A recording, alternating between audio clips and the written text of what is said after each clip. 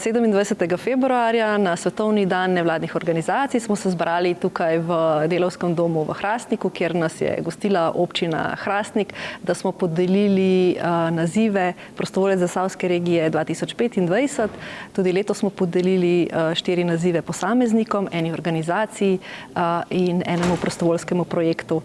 Letos smo dobili zelo veliko nominacij, kar 26 nominirancev v kategoriji prostovoljcev, posameznikov, organizacij in projektov, kar dokazuje, da je življenje in prostovoljstvo v Zasavju zelo pestro in aktivno.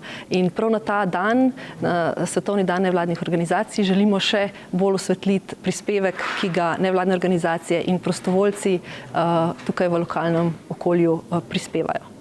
Jaz sem vesel, da je to tekmovanje, ki v resnici ni tekmovanje, v bistvu je nagrajevanje najboljših prostovoljcev, prostovoljskih organizacij in projektov potekalo v Hrastniku, da se seli po celem Zasavju. Predvsem pa sem najbolj zadovoljen to, da je število prostovoljcev iz leta v leto visoko in da resnično je to velika spodbuda ne samo za delo, za nazaj in za naprej, temveč za vse tiste, ki prihajajo, ker prostovoljstvo je nekaj, kar dela skupnost bogatejšo in bogati celotno regijo in celotno skupnost, v kateri živimo. Tako da čestitke vsem nagrajencem.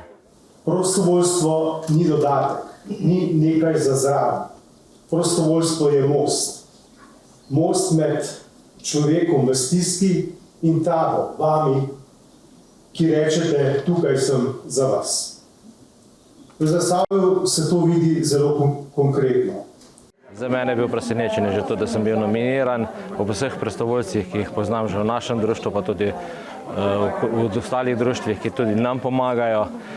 Tako da prejemam to v imenu vseh prostovoljcev našega društva in vseh prostovoljcev Zasavja. Izredno sem počaščena, hvaležna in vesela, da sem dobila to priznanje, čeprav jaz mislim, da vsi tisti, ki delamo prostovoljstvo, zaslužimo priznanje.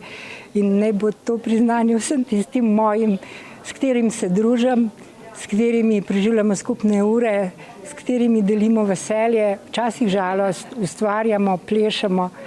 Tako da vsem hvala lepa za to priznanje in vsem tistim, s katerimi res delamo za nekaj dobrega, za lokalno okolje in za širše.